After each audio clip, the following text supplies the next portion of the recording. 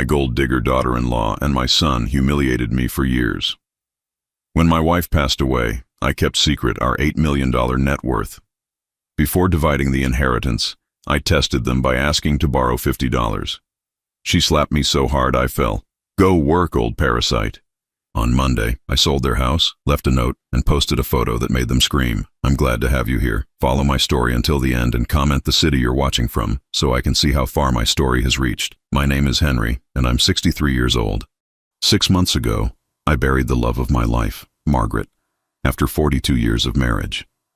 What I didn't expect was that losing her would also mean losing the respect of my own son.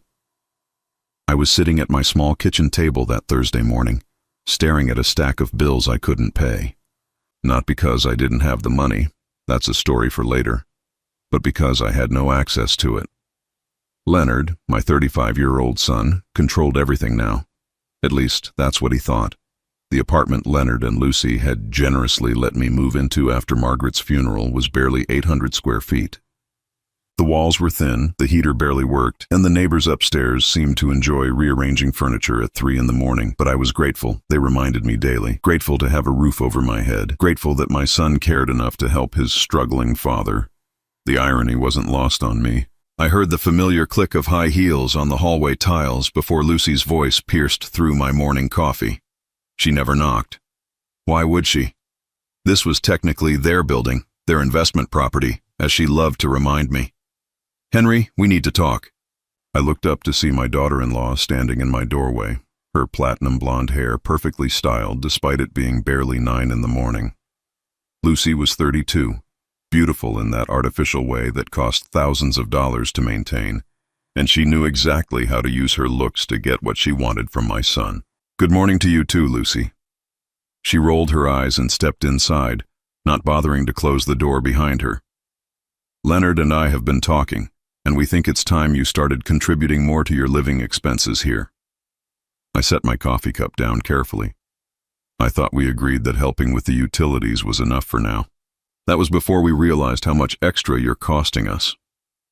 She pulled out her phone and started scrolling through what looked like a list. The water bill is up 30% since you moved in. The electricity is through the roof because you insist on keeping the heat on during the day. I'm an old man, Lucy. I need warmth, and we need you to be more responsible about it. She finally looked at me directly, her blue eyes cold as winter morning. We've decided you need to start paying $500 a month in rent, plus your share of all utilities. $500. I almost laughed. If she only knew that the watch I was wearing cost more than their car payments for the next 3 years. But I kept my expression neutral. Lucy, you know I'm living on Social Security now. Margaret's medical bills wiped out everything we had saved. The lie came easily. Margaret and I had perfected this act years ago when Leonard first brought Lucy home. We'd learned quickly that showing any sign of wealth around her was like waving raw meat in front of a starving wolf. That's not our problem, Henry. Her voice was getting sharper now. You're a grown man. Figure it out. I felt something shift inside my chest, not anger. I'd moved past anger months ago. This was something colder, more calculated. What if I can't come up with that kind of money? Lucy shrugged, examining her perfectly manicured nails. Then maybe it's time to look into one of those senior living facilities. I hear some of them are quite nice. The threat hung in the air between us. She wanted me gone, had probably wanted me gone since the day Leonard brought her home 8 years ago. But now, with Margaret gone, she finally had the leverage to make it happen. I understand, I said quietly. Could I perhaps borrow $50 to help with groceries this week? Just until my next Social Security check comes in. The change in Lucy's expression was instant and ugly. Her face twisted into something that revealed exactly who she was beneath all that expensive makeup. Are you kidding me right now? She took a step closer, her voice rising. You want us to give you money on top of everything else we're already doing for you? It's just $50, Lucy. I'll pay it back. You'll pay it back with what? Your imaginary savings account? She was shouting now, her carefully constructed facade cracking completely. You're nothing but a burden, Henry. A useless old parasite who can't even take care of himself. What happened next seemed to unfold in slow motion. Lucy's hand came up fast and hard, connecting with the side of my face with a sharp crack that echoed through the small apartment. The force of it sent me stumbling backward into the kitchen counter. For a moment, neither of us moved. I could taste blood where my teeth had cut the inside of my cheek. My glasses had been knocked askew, and through them I could see Lucy's face, her expression shifting from rage to something that might have been fear, but not remorse. Never remorse. "Go get a job," she said, her voice deadly quiet now. "Stop being such a pathetic old man and contribute something for once in your worthless life." She turned on her heel and walked out, leaving the door wide open behind her. I stood there for several minutes, my cheek throbbing, the taste of blood growing stronger. Then I walked to the bathroom and looked at myself in the mirror.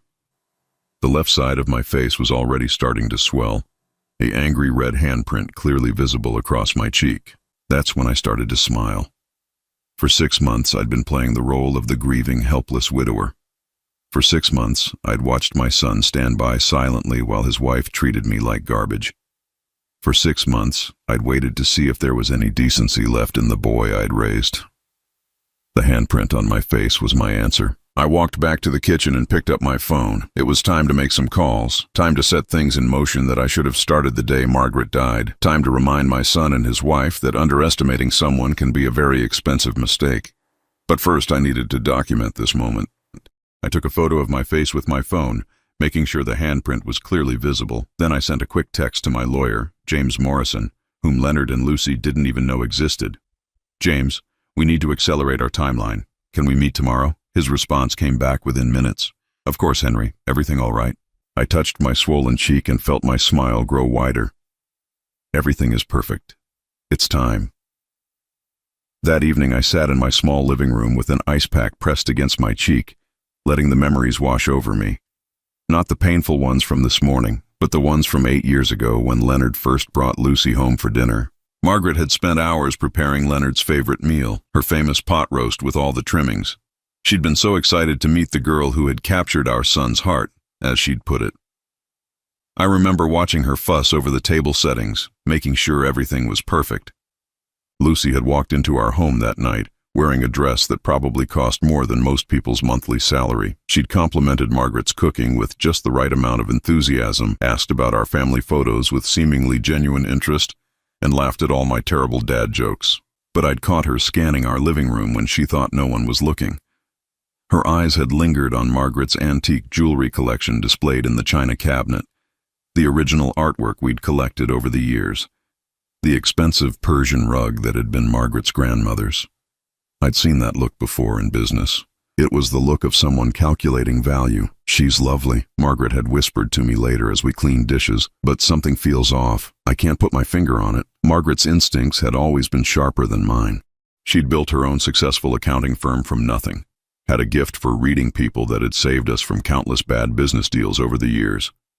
But Leonard was so smitten, so convinced he'd found his soulmate, that questioning Lucy felt like questioning his judgment. We'd made a decision that night that I now realized had been both brilliant and heartbreaking. We would hide our wealth, play the role of comfortable but modest middle-class retirees. If Lucy was after money, she'd move on. If she truly loved Leonard, our financial situation wouldn't matter. The test had backfired spectacularly. Lucy hadn't moved on. Instead, she'd doubled down, playing the long game. She'd convinced Leonard that his parents were struggling more than they let on, that we were too proud to ask for help, that he needed to step up and take care of us. Over the next 2 years, Leonard had slowly taken over our finances to make things easier for us in our golden years. He'd moved our money into accounts he controlled, sold our house and moved us into a smaller one to reduce our expenses, and gradually positioned himself as our caretaker and financial guardian. What he didn't know was that for every dollar he moved, James Morrison was moving 10 more into accounts Leonard didn't even know existed. Our real estate holdings, our investment portfolios, our business interests, they were all carefully shielded, hidden behind trusts and corporations that Leonard had never heard of. Margaret and I had watched our son transform from the thoughtful, generous boy we'd raised into someone we barely recognized. Lucy had masterfully convinced him that we were a burden, that every kindness he showed us was a sacrifice, that every dollar he spent on our care was money stolen from their future. The worst part was watching Leonard start to believe it. I'd seen it in his eyes during Margaret's final weeks. The exhaustion wasn't just from watching his mother suffer. It was from the constant pressure Lucy put on him about the cost of Margaret's care. She'd complained about the time he spent at the hospital, the money going to treatments, the way Margaret's illness was affecting their lifestyle. The night Margaret died, I'd held my wife's hand as she squeezed it one final time and whispered, "Don't let them win, Henry. Promise me." I'd promised, but I'd been too broken by grief to act on it immediately. For 6 months, I'd allowed myself to play the helpless widower, partly because the grief was real, and partly because I needed to see just how far Leonard and Lucy would go. This morning's slap had given me my answer. I picked up my phone and scrolled through my contacts until I found the number I needed. Sarah Chen answered on the second ring. "Mr. Holloway? I wasn't expecting to hear from you so soon." Sarah was Margaret's former business partner and the only person outside of James Morrison who knew the truth about our situation. She was also one of the most ruthless real estate developers on the East Coast. "Sarah, I need you to fast-track the sale of the Maple Street property. How quickly can we close?" There was a pause. "That's Leonard and Lucy's house, isn't it? The one you've been letting them live in?" "That's correct." "Henry, are you sure about this? Once that house sells, they'll have nowhere to go." I touched my still swollen cheek and felt that cold smile return. "I'm counting on it. Can you have buyers lined up by next week? For that neighborhood? I can have 3 offers by tomorrow afternoon. Cash buyers, ready to close within 10 days. Perfect. Make sure the highest offer comes with an immediate possession requirement. I want them out within 48 hours of closing." "Jesus, Henry, what did they do to you?" I looked around the small apartment they'd stuck me in, at the stack of bills they expected me to pay with money I supposedly didn't have, at the photograph of Margaret on my nightstand, the only thing I'd been allowed to keep when they moved me out of my house. They forgot that kindness is a choice, not an obligation. After I hung up with Sarah, I made 3 more calls. The first was to cancel the life insurance policy that listed Leonard as the beneficiary. The second was to my financial advisor to begin liquidating certain assets and moving them offshore. The third was to a travel agent who specialized in luxury relocations. By the time I went to bed that night, wheels were already in motion that Leonard and Lucy couldn't stop even if they discovered them. I'd spent 42 years building a life with Margaret, accumulating not just wealth, but wisdom about human nature. We'd learned that respect couldn't be bought, but it could certainly be withdrawn. Love couldn't be forced, but its absence could teach powerful lessons. Margaret had died believing that our son would come to his senses, that grief would strip away Lucy's influence and reveal the good man we'd raised. But 6 months of watching Leonard stand by silently while Lucy treated me like a burden had taught me something my wife hadn't lived to learn. Some people only understand consequences. As I drifted off to sleep, my cheek still throbbing, I thought about the conversation I'd have with James Morrison tomorrow. There were documents to sign, arrangements to finalize, and a very detailed plan to execute. Leonard and Lucy thought they held all the cards. They thought they controlled my future, my finances, my very existence. Tomorrow they would start learning just how wrong they were. James Morrison's law office occupied the entire 32nd floor of a gleaming downtown building. As I stepped out of the elevator, I caught my reflection in the polished marble walls, a 63-year-old man in a worn cardigan and discount store slacks, looking every bit the part of the struggling retiree Leonard and Lucy believed me to be. "Henry!" James stood up from behind his massive mahogany desk, his expression immediately shifting to concern when he saw my still swollen face. "What the hell happened to you?" "My daughter-in-law happened." I settled into the leather chair across from his desk, the same chair where Margaret and I had signed our wills 3 years ago. She decided I needed a lesson in respect. James's jaw tightened. He'd been our lawyer for over 20 years, had watched Leonard grow up, had been at Margaret's funeral. "Please tell me you documented this." I pulled out my phone and showed him the photos I'd taken. Every bruise, every angle. "I also have the medical report from the urgent care clinic I visited yesterday." "Good." He made notes on a legal pad. "We'll need all of this for the restraining order if it comes to that." "It won't come to that, James. By the time I'm done, they'll be too busy dealing with their own problems to bother with me." James leaned back in his chair, studying me with the sharp eyes that had made him one of the city's most successful attorneys.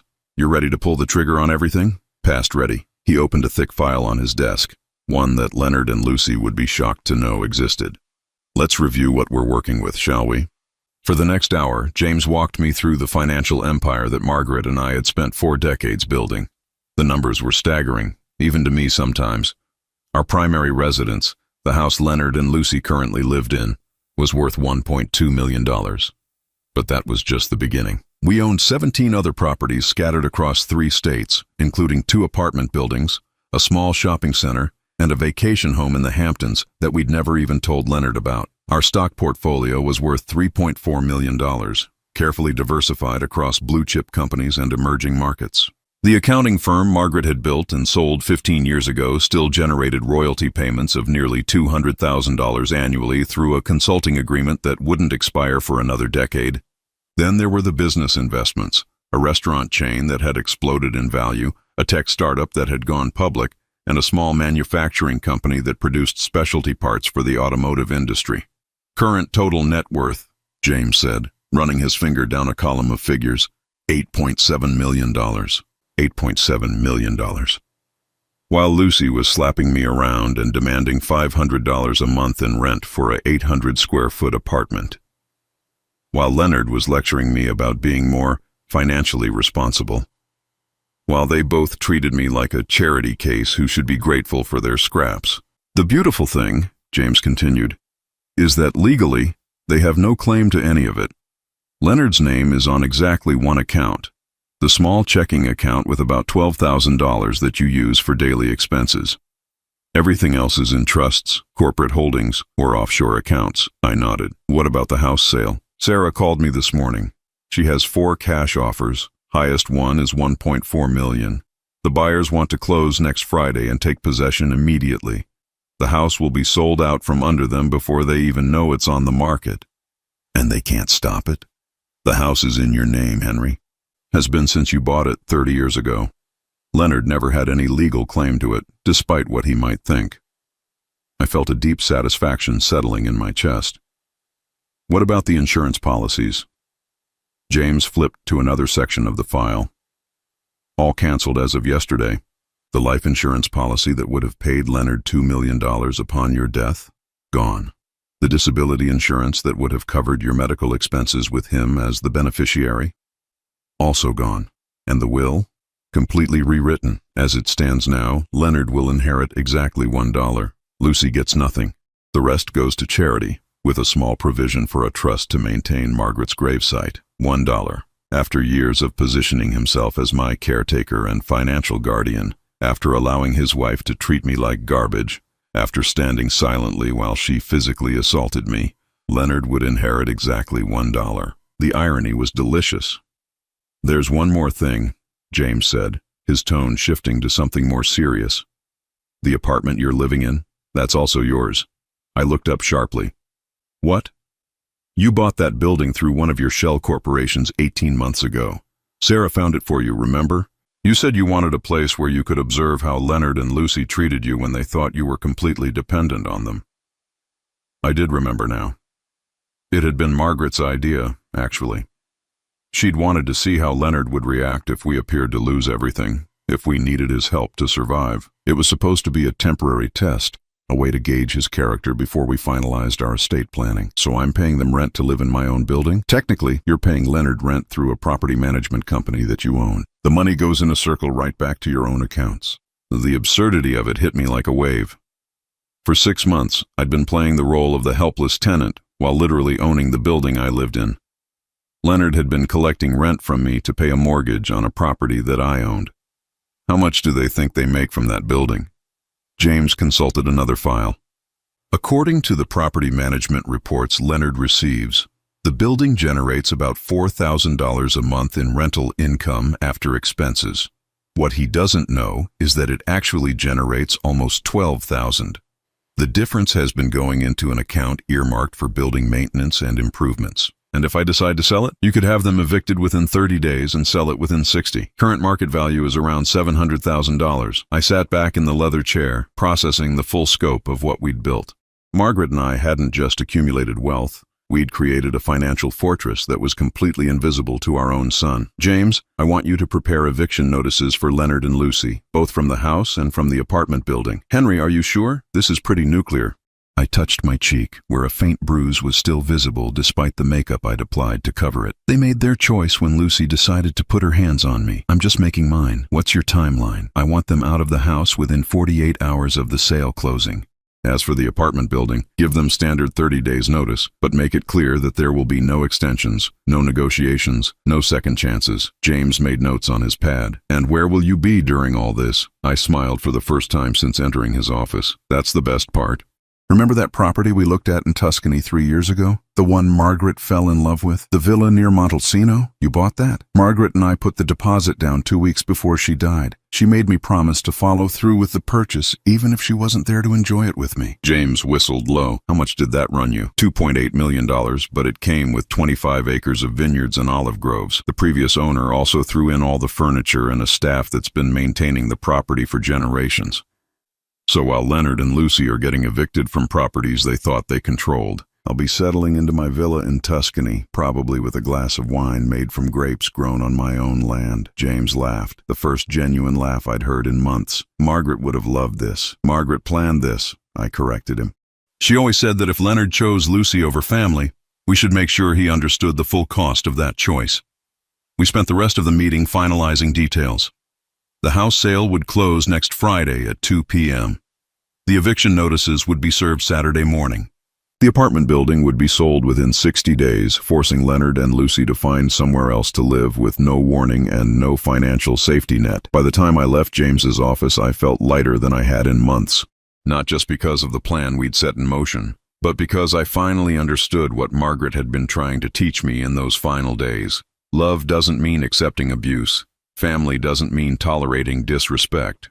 And sometimes, the kindest thing you can do for someone is let them face the consequences of their choices. As I walked back to my car, I pulled out my phone and looked at the pictures of my Tuscan villa that the real estate agent had sent me.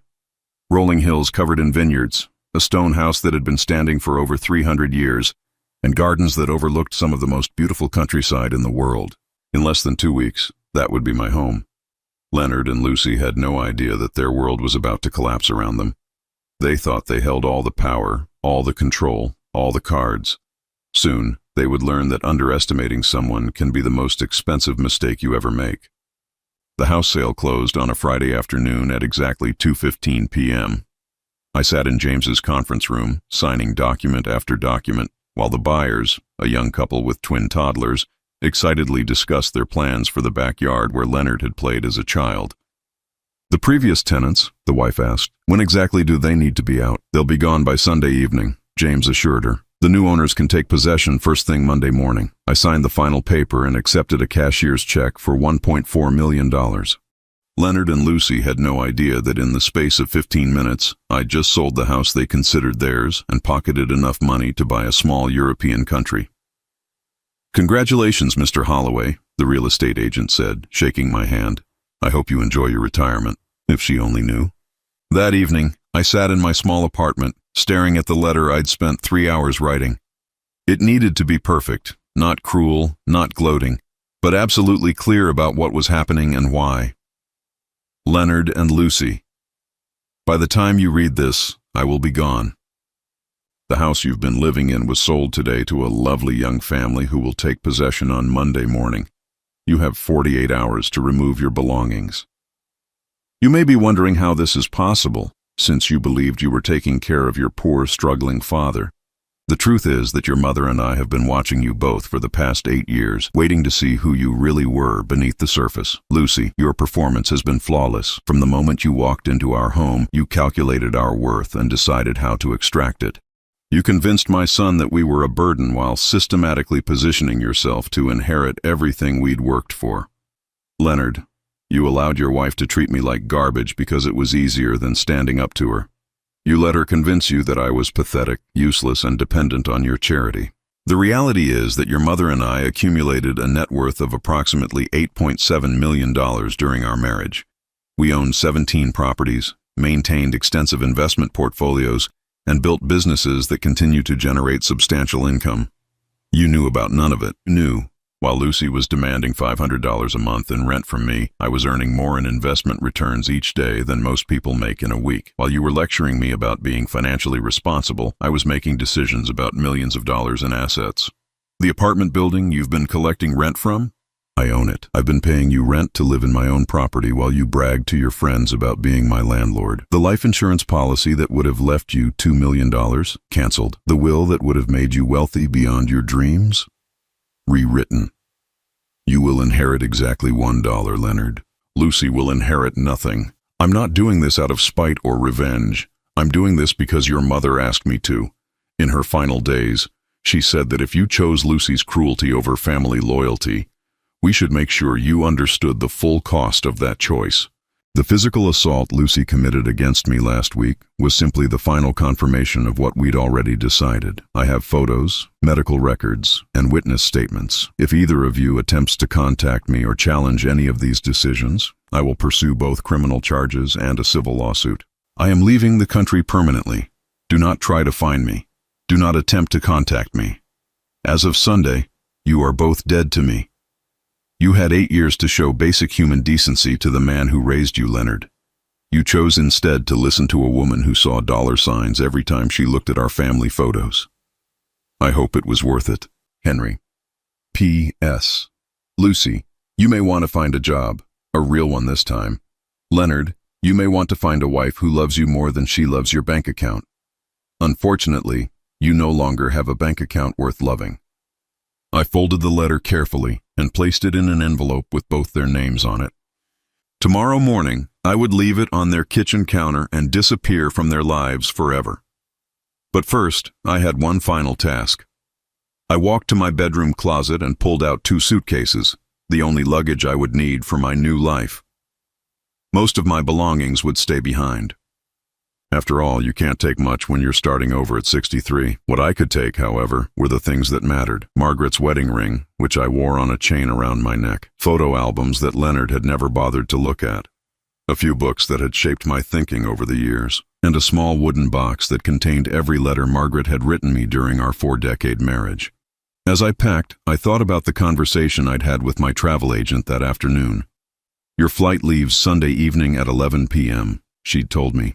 You'll have a 3-hour layover in Amsterdam, then arrive in Florence Monday afternoon. The car service will meet you at the airport and drive you directly to your villa, my villa. Even thinking the words felt surreal. I'd sent photos to Maria Benedetti, the woman who managed the property, letting her know I'd be arriving earlier than planned. Her response had been warm and welcoming, full of details about the meals she was planning and the local wines she wanted me to try. The olive harvest will begin in 2 weeks, she'd written in her careful English. You will see how beautiful the land becomes when the workers sing in the groves.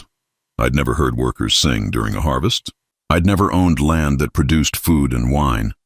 I'd never lived somewhere that people considered my presence a blessing rather than a burden. At 63, I was about to discover what freedom actually felt like. That night I barely slept, not from anxiety or second thoughts, but from anticipation. I kept imagining Leonard and Lucy returning from their weekend trip to find the letter on their kitchen counter. I pictured Lucy's face when she realized that her 8-year investment in manipulating my son had not only failed, but had cost them everything. I thought about Leonard reading my words and finally understanding that the father he'd dismissed as a pathetic old man had been playing a game so far above his level that he'd never even realized it was happening. Most of all, I thought about Margaret and how proud she would be that I'd finally found the courage to walk away from people who didn't deserve my love. Sunday morning arrived gray and cold, with the kind of November wind that cuts right through your jacket. Perfect weather for endings. I loaded my suitcases into my rental car. Leonard didn't even know I still had a driver's license, let alone access to credit cards that could rent vehicles, and drove the familiar route to the house where I'd raised my son. Leonard and Lucy's BMW was in the driveway. They were home, probably sleeping off whatever expensive wine they'd consumed at dinner the night before. Lucy had posted photos on social media of their meal at Le Bernardin, a restaurant that cost more than most people's weekly grocery budget. I used my key to enter through the kitchen door, the same door Margaret and I had walked through thousands of times during our 30 years in this house. Everything looked exactly the same, yet completely different. These rooms that had once been filled with laughter and family dinners now felt cold and foreign. I placed the letter prominently on the kitchen island, right next to Lucy's collection of designer coffee cups that probably cost more than my monthly utilities. Then I walked through each room one final time. The living room where Leonard had taken his first steps. The den where we'd watched baseball games together when he was young. The dining room where we'd hosted Thanksgiving dinner every year until Lucy decided our traditions were too provincial for her taste. In Leonard's old bedroom, I stopped and looked at the walls that still held his high school certificates and baseball trophies. This was the room of a boy who'd been raised with love, who'd been taught to respect his elders and take care of his family. Somehow that boy had grown into a man who could stand by silently while his wife physically assaulted his own father. I turned and walked back to the kitchen, leaving the key on the counter next to the letter. At exactly 10 a.m., I drove away from that house for the last time. My flight wasn't until 11 p.m., but I had one final stop to make. Margaret's grave was in a quiet section of Forest Hills Cemetery, beneath an oak tree that would bloom every spring for decades after I was gone.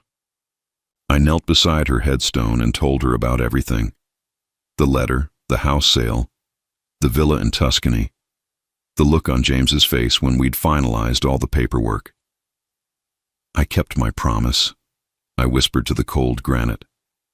They'll never be able to hurt either of us again. A flock of birds took flight from the oak tree above me, their wings catching the pale November sunlight as they headed south for winter. It felt like a sign. The plane touched down in Florence at 3:20 p.m. on Monday, Italian time. As we descended through the clouds, I caught my first glimpse of the Tuscan countryside.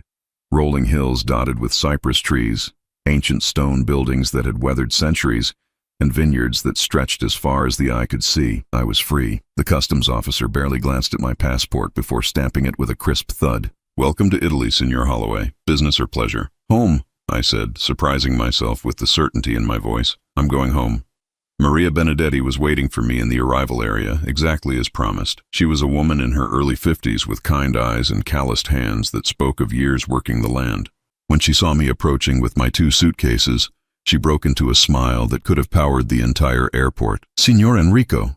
She embraced me like an old friend, kissing both my cheeks in the traditional Italian greeting. "Finally, you are here. We have been preparing for weeks." The drive from Florence to Montalcino took just over an hour, winding through countryside that looked like it had been painted by Renaissance masters. Maria chatted constantly, pointing out landmarks and telling me stories about the region's history, but I found myself only half listening. I was too busy processing the fact that this was actually happening. "Your wife," Maria said as we turned onto a private road lined with olive trees. She had such beautiful dreams for this place. She sent me letters, describing how she wanted to restore the gardens. My throat tightened. "She wrote to you," sigh many times. "She said the property would be a sanctuary for you both in your golden years." When I heard she had passed, Maria crossed herself. "I knew you would still come. Love like that, it does not die with the body." The villa appeared around a bend in the road like something from a fairy tale. 3 stories of honey-colored stone, with green shutters and a red tile roof that had been weathered to the perfect shade of terracotta. Grapevines climbed the walls, and lavender bushes lined the walkway to the front door. "Holy hell," I whispered, forgetting that I was trying to make a good impression. Maria laughed. "Your wife, she said you would say exactly that when you first saw it." Of course Margaret had known. Even from beyond the grave, she was still orchestrating my happiness. The inside of the villa was even more stunning than the exterior. High ceilings with exposed wooden beams, floors of polished local stone, and windows that framed the Tuscan landscape like living paintings.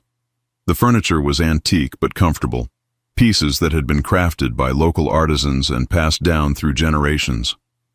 The previous owner, Maria explained as she led me through room after room. His family had lived here for over 200 years. When he decided to sell, he wanted it to go to someone who would love it as much as his ancestors did.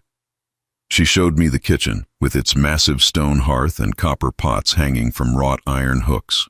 The dining room, with a table that could seat 12 people and a window that looked out over the vineyards. The library, filled with books in Italian, French, and English that covered everything from winemaking to Renaissance poetry. My bedroom was on the 2nd floor, with French doors that opened onto a balcony overlooking the valley. The bed was enormous, crafted from chestnut wood and covered with linens that felt like silk against my skin. "Maria," I said as we stood on the balcony watching the sun begin to set behind the hills, "this is too much. It's too beautiful." She patted my arm with motherly affection. "Signor Enrico, you have not seen anything yet. Tomorrow I will show you the wine cellar and the olive press. Tonight we celebrate your arrival with dinner." The meal Maria prepared that evening was simple but perfect. Fresh pasta with tomatoes from the villa's villa's garden, locally made cheese, bread that had been baked that morning, and wine from our own vineyards. We ate on the terrace as the last light faded from the sky and the first stars appeared. "Tell me about your family," Maria said as she poured us each another glass of wine.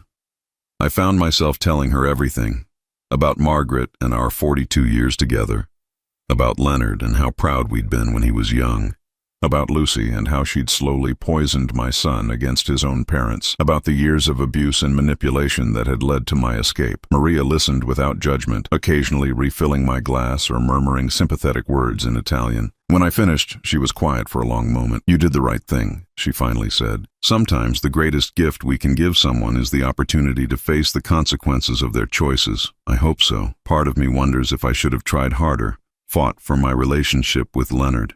Signor Enrico, you cannot save someone who does not want to be saved. You cannot love someone into being a good person." She gestured toward the valley below us, where lights were beginning to twinkle in the distant farmhouses. "Look around you. This is not revenge. This is rebirth." That night, I slept better than I had in months. No thin walls, no noisy neighbors, no anxiety about what fresh humiliation the next day would bring. Just the sound of wind through olive trees and the distant church bells of Montalcino marking the hours. I woke the next morning to sunlight streaming through the French doors and the smell of fresh coffee drifting up from the kitchen. Maria was already at work, humming Italian folk songs as she prepared breakfast. "Buongiorno, Signor Enrico. Did you sleep well?" "Like the dead," I said, then immediately regretted the expression. But Maria just laughed. "Good. Today we explore your new kingdom." She led me through the property, showing me things I'd only seen in photographs. The wine cellar, carved directly into the hillside and filled with bottles that had been aging for decades. The olive press, where the villa's golden oil was made every autumn. The gardens where Margaret had dreamed of growing herbs and vegetables. "The harvest begins next week," Maria told me as we walked through the vineyards. "You will see how the whole valley comes alive. Families that have been making wine here for generations, all working together." "Will I be expected to help?" "Only if you want to, but I think you will want to. There is something magical about bringing in your own grapes, making your own wine." We spent the morning walking the property, and Maria introduced me to the workers who maintained the vineyards and olive groves. They greeted me with warmth and respect, shaking my hand and welcoming me in broken English mixed with enthusiastic Italian. These people didn't see me as a burden or a problem to be solved. They saw me as the new owner of a piece of land they'd cared for with pride, someone who would continue the tradition of treating the property with respect and love. It was while we were examining the olive trees that my phone buzzed with notifications I'd been expecting but dreading. 17 missed calls from Leonard, 12 text messages, 3 voicemails. I looked at Maria, who was watching me with understanding eyes. "Your son?" she asked gently. I nodded, then played the first voicemail on speaker. Leonard's voice was frantic, panicked in a way I'd never heard before. "Dad, what the hell is going on?" "We came home and found your letter. And there are people here saying they bought the house. They want us out by tonight. Call me back right now. This is insane." The second voicemail was Lucy, her voice shrill with rage. "You senile old bastard. You can't do this to us. That's our house. We'll sue you for everything you're worth, you pathetic piece of shit." The third was Leonard again, but this time his tone was different, pleading. "Dad, please. I know things got out of hand with Lucy, but we can work this out. Your family, call me back. We need to talk." I looked down at the phone, then at the olive trees surrounding us, heavy with fruit that would be pressed into oil in a few weeks. In the distance I could hear Maria's grandchildren playing in the courtyard, their laughter carried on the warm afternoon breeze. "What will you do?" Maria asked. I turned off the phone and slipped it back into my pocket. "Nothing. They made their choice 8 years ago when Lucy walked into our lives and Leonard decided she was more important than his parents. I'm not going to waste another minute of my life trying to fix what they broke." Maria nodded approvingly. "Come, let me show you the room where we store the olive oil. You will want to taste last year's vintage." As we walked back toward the villa, I realized that for the first time in years, I felt genuinely happy. Not just content, not just free from stress, but actively, positively happy. Leonard and Lucy were facing the consequences of their actions. Just as Margaret had wanted, they would figure out their own lives without using me as their emotional punching bag and financial safety net. and I would live the rest of my days in this beautiful place, surrounded by people who treated me with kindness and respect, simply because that's how decent human beings treat each other. That evening, as I sat on my terrace with a glass of wine made from grapes grown on my own land, I raised a toast to Margaret. "We did it, darling," I whispered to the stars. "We really did it." 3 months into my new life in Tuscany, I was kneeling in Margaret's dream garden when Maria appeared with the cordless phone and a concerned expression. "Signor Enrico, there is a call for you. A woman from America. She says she is your son's wife." I wiped the soil from my hands and looked at the phone. After weeks of ignored calls and unanswered messages, I'd thought Leonard and Lucy had finally accepted reality. Apparently, I was wrong. "Tell her I'm not available." I tried. "She says she will keep calling until you speak with her. She sounds—" Maria paused, searching for the right word in English. "Desperate." I sighed and took the phone. "What do you want, Lucy?" "Henry, thank God." Her voice was different, smaller, lacking the imperious tone I'd grown accustomed to over the years. "We need to talk." "No, we don't.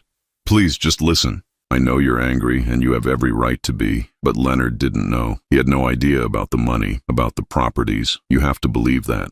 I walked away from Maria, seeking privacy for a conversation I didn't want to have. "What I have to believe, Lucy, is that Leonard stood by silently while you treated me like garbage for years. Whether he knew about the money is irrelevant. Things are bad here, Henry, really bad." Her voice cracked. "We had to move in with my mother. Leonard lost his job because of all the stress, and we can't afford rent anywhere. My mother is threatening to kick us out if we don't start contributing to household expenses." The irony wasn't lost on me. Lucy, who had spent years living in my house rent-free while demanding I pay her $500 a month for a shabby apartment, was now facing eviction herself. That sounds like a personal problem. "Don't you care about your own son?" I stopped walking and stared out over the vineyards where workers were preparing for the afternoon harvest. Children ran between the grapevines, their parents calling out instructions in rapid Italian. This was what family looked like when it was built on love instead of obligation. I cared about my son for 35 years, Lucy. I cared when he was learning to walk, when he broke his arm falling off his bike, when he was nervous about his first date. I cared when he graduated college and when he started his first job. But the man who stood by silently while his wife slapped his father around, I don't know that person, and I don't owe him anything. He's sorry, Henry. We both are. We know we made mistakes. You made choices. There's a difference. There was a long pause, then Lucy's voice came back, even smaller than before. What would it take? What would it take for you to forgive us? The question hung in the air between us, carried across thousands of miles of ocean and 8 years of accumulated resentment. What would it take? It would take Leonard choosing his father over his wife when she demanded I pay rent to live in my own building. It would take Lucy treating me with basic human decency instead of viewing me as an ATM. It would take both of them showing genuine remorse for their actions instead of just regretting the consequences. Most importantly, it would take Margaret still being alive to see her son become the man she'd raised him to be. Nothing, I said finally. There's nothing you can do, Lucy, because the damage is already done. You had 8 years to show me who you really were, and you did. Every cruel word, every dismissive look, every moment you made me feel worthless. That was your choice. People change, Henry. We can change. Maybe. But I won't be around to find out. I heard her take a shaky breath. So this is it? You're just going to abandon your only child? I'm not abandoning anyone. I'm choosing to live the rest of my life surrounded by people who treat me with respect and kindness. You and Leonard are welcome to do the same, but you'll have to do it without my money and without my presence. What about Leonard's inheritance? What about the life insurance? And there it was. Not concern for my well-being, not remorse for their treatment of me, but worry about money they'd never been entitled to in the first place. Lucy, Leonard will inherit exactly what he's earned from me. $1. You'll inherit exactly what you deserve. Nothing. The rest will go to charities that actually help people instead of exploit them. You can't do this to your own family. You're not my family anymore. My family is buried in Forest Hills Cemetery next to the woman who loved me unconditionally for 42 years.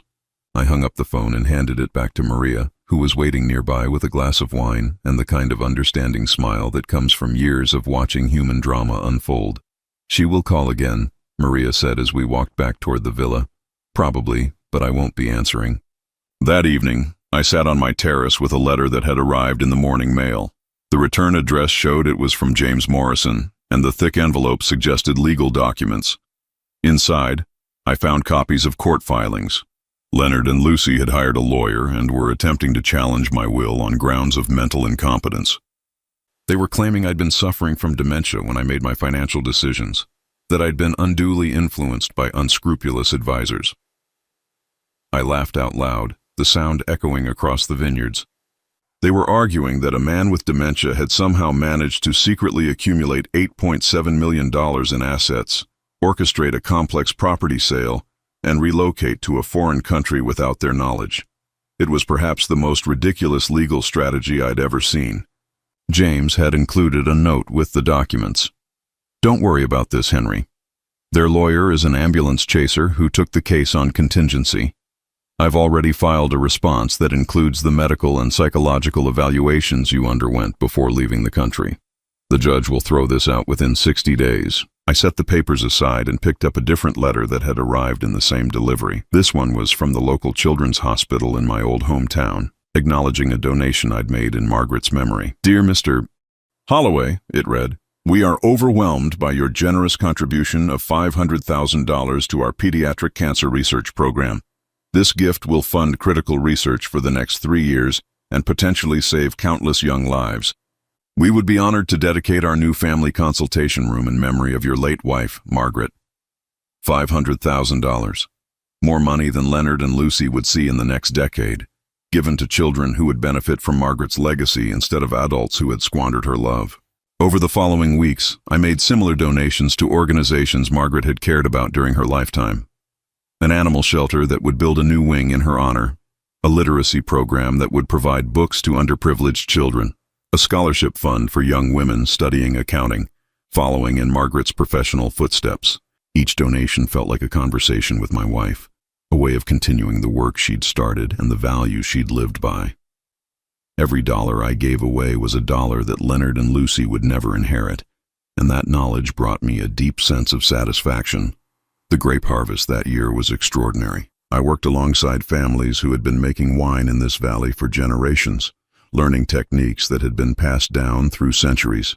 My hands, which had grown soft during years of comfortable retirement, developed calluses from handling grapevines and operating the ancient wine press. You are becoming Italian, Maria told me one evening as we sampled the first bottles of wine made from my grapes. Next year, you will teach the new workers how it should be done. The wine was perfect, rich and complex, with notes of cherry and earth that spoke of the soil where the grapes had grown. I raised my glass to the portrait of Margaret that now hung in my dining room, a photo from our honeymoon in Rome 43 years earlier.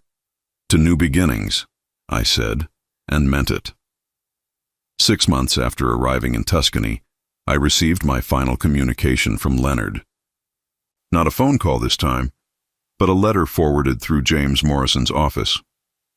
Dad, I know you probably won't read this, but I had to try one more time. Lucy and I are getting divorced. I know that doesn't change what happened between us, but I wanted you to know that I finally see what she was doing to our family. I've been thinking a lot about Mom and about the kind of man she raised me to be. I wasn't that man when you left, and I'm ashamed of the person I became. You were right to walk away. I would have done the same thing. I'm not asking for money or forgiveness. I know I don't deserve either one. I just wanted you to know that I understand now why you left, and I'm sorry it took losing everything for me to see the truth. I hope you're happy wherever you are. You deserve happiness after everything we put you through. Leonard. I read the letter 3 times, then walked out to Margaret's garden and sat among the herbs and vegetables that were finally thriving under the Tuscan sun. Part of me felt sad for the boy Leonard had been, the child who'd sat on my shoulders during baseball games and helped Margaret bake cookies every Christmas. But that boy had grown into a man who'd chosen cruelty over kindness, who'd allowed his wife to abuse his own father rather than risk confrontation. The letter suggested Leonard was finally learning the cost of those choices. Maybe that was enough. Maybe that was all the justice Margaret had wanted, for our son to understand what he'd lost and why he'd lost it. I folded the letter and placed it in the wooden box with all of Margaret's correspondence.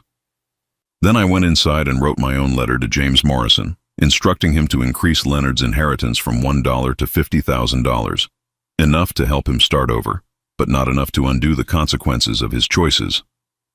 It felt like the right balance between justice and mercy, between the man I'd become and the father I'd once been. That evening, as I sat on my terrace watching the sun set behind the hills, I realized I'd stopped counting the days since leaving America. Time moved differently here, measured not by the accumulation of hurts and disappointments but by the rhythm of seasons, the cycle of harvest and planting, the slow satisfaction of building something beautiful. At 63, I discovered that it's never too late to start over.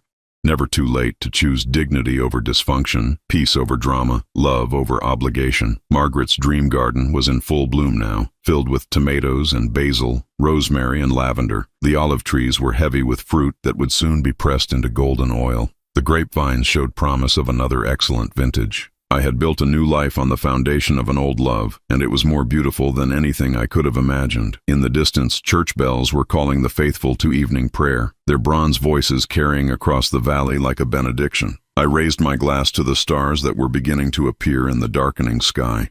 "Thank you, Margaret," I whispered. "Thank you for teaching me that sometimes the greatest act of love is knowing when to let go." The wind carried my words away into the night, across the vineyards and olive groves, toward a future I was finally free to embrace.